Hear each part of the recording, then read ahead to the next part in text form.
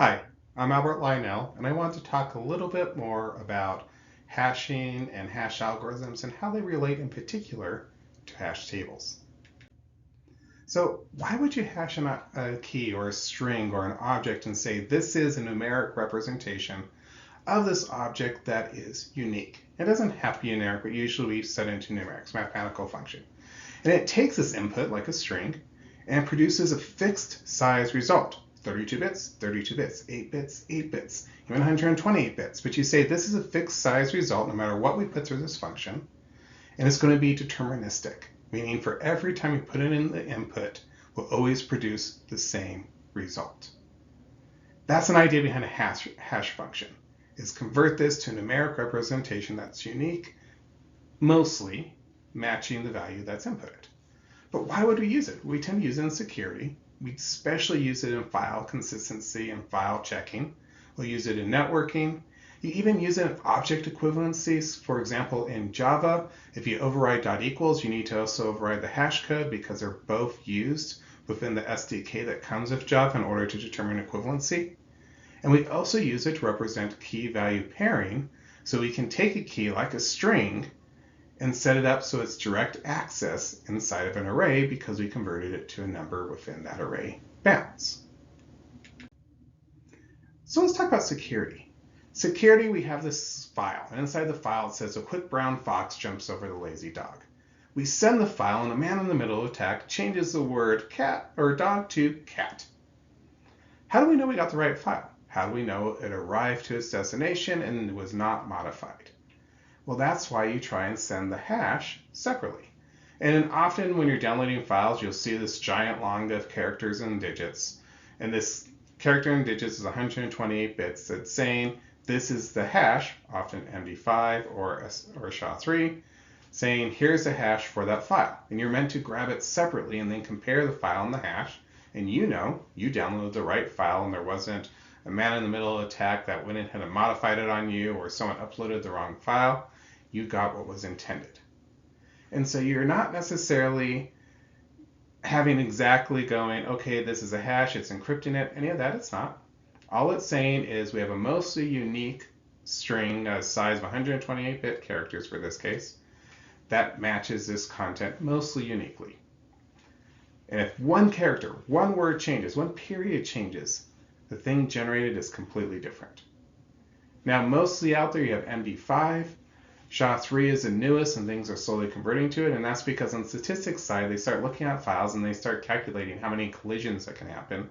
And new algorithms need to get developed as more data is out there because we're still going to have collisions, which then you're never quite sure if it's the right file or not, or just ones that's close enough because of the collision. That's one way in which we can use a hash. Let's look at another way. What about unique IDs? What if we had a string or an object and we said this string says we want a unique ID for it. And because we have this unique ID that is a number, let's say an int value, we can store it as an index into an array. So we take the word Ada, we convert it to this number, and then we can store it as an index in the array because we have an array that can store it. It works, but in the world it's not as perfect as we would like it to be. So let's consider this simple hash algorithm. It takes this character string, and it looks for every character, takes the ASCII value of it, adds it all together, and so this string is equivalent of all its ASCII values. Makes sense. I mean, it's a numeric representation of a string, a pretty solid one when you think about a string. It's going to say this string is all these ASCII characters.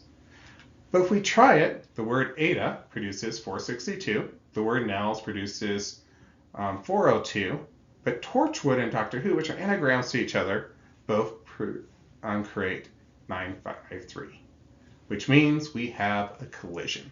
We have two separate words that produce the same hash. And that's not necessarily what we want, but it's actually going to happen. So it creates a collision, and because of that, hashes are heavily researched. How can we produce a key that takes this string, or whatever it is, it's still most commonly strings, and produces it so things like Torchwood and Doctor Who are actually unique answers that it gets out of it. Furthermore, and it makes this even more complicated, we want to store this in an array. And we don't have infinite memory. Perfect world, infinite memory, we just store in an array that's large enough. 402 goes in 402, 462 goes in 462, and then 953 toss my hands up and go, what do we do? Well, as you learned from the hash video before this, we create a linked list and we link them together. But what if we only had an array of 7 elements? Well, then you take this, mod it by 7, so you get a range between 0 and 6. We find eta and nulls are also a collision. They both equal to 3. And Torchwood and Doctor Who both equal 1. So we now have a 7-item array, but 4 of our items are all colliding, so we only fill up 2 spots in those arrays. And that's really reducing our efficiency we want to look at. So that is why it's very important and why it's sophisticated research to look at different hashing algorithms. The DJB2 is a very common one, especially in C. You have the Jenkins hash, you have the Murmur hash. The city hash is one more modern one. It's actually a very complicated hashing algorithms, but it's designed for extremely large data sets, which makes sense that Google's looking into really large data sets. And how can you represent these uniquely so you can have very quick access, but still store all this information and not have very many collisions? And there are many more. This is a deep field of research that if you dive into it, you will find a lot of references to it. No matter our algorithm, collisions still happen. Why? Arrays are fixed size. So if we're using a hash, we have a fixed size array. Let's say we have this example here where we have an array of 4 items. We've stored 4 items, 4, 5, 6, 7. They get modded by 4, so you're actually 0, 1, 2, 3. Those are all stored in our array, and then we have a key of 8 gets generated. You're going to have a collision because your array is only 4. If you store 100 items in this, you're going to have a lot of collisions, but even storing 5 items in an array of 4, you're going to have a collision. And what happens is we, of course, create that linked list where we say, all right, this is actually going to be a node that's going to link here. So even though we have O to 1 access, it's actually O to 1 plus a little tiny bit depending on our collisions. And so there's a balance in saying, okay, let's make it a large array because we made an 8-item array. We would have been fine here. But let's make a large array. And because this array is larger, we can store more items without collisions. But we're still dealing with a machine with finite memory. So if you make it too large, you're wasting memory. If you're making it too small, you're creating collisions. So they sort of look at something known as load factor. It's the number of items divided by the array size. And you sort of want this load factor to always have enough room to sort of add something, but not have too much room that you're wasting space and memory. And there is a science and art that comes to it. But just knowing that your load factor is the number of items that are currently in the array divided by the array size, that gives you a good balance of how much of this array is actually being used and how much room do I have remaining, because then you take it the inverse of that and get the remaining room that I can move from that.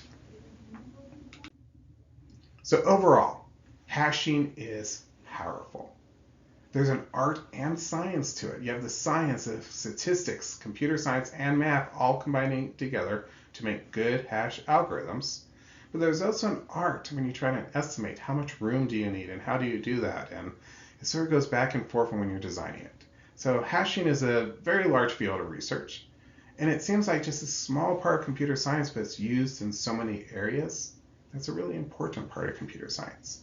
It's used in cryptography, it's used in file consistency checks, it's used in networking, and as we are exploring, it is used in hash tables. Now for this next video, which I encourage you to go ahead and take a look at, we're going to code a simple hash algorithm. As always, when you're coding something or you're watching a video about coding, don't just watch it. Pull up your IDE, code along, try yourself, try out for some examples, change a few lines, see what happens and follow along in the video. That is the best way to retain and to practice. Always comes down to practice, practice, practice when you're learning computer science. Thank you very much, and I hope you have a great day and enjoy learning more about hash algorithms and hash tables.